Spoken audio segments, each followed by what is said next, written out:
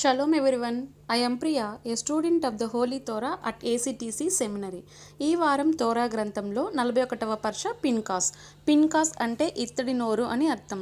Seifert తోరాలో ఇది 41వ పర్ష మరియు Seifert బెమిద్బర్ లేదా సంఖ్యాకాండంలో ఇది 8వ పర్ష.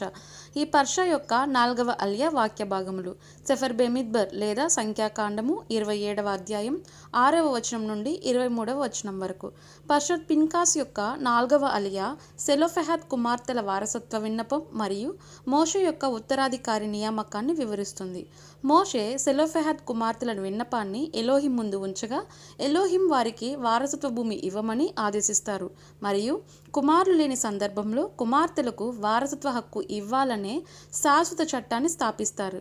ఒకవేళ కుమార్తెలు కూడా లేకపోతే వారసత్వం దగ్గరి బంధువులకు వెళ్తుందని నిర్దేశిస్తారు.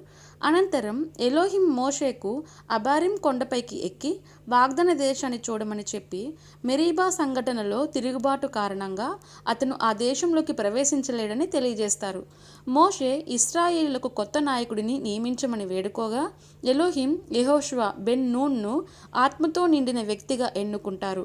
మోషే ఎలియాజర్ యాజకుడు ముందు మరియు సమాజం ముందు యెహోషువపై చేతులు ఉంచి అతన్ని నాయకుడిగా నియమిస్తారు.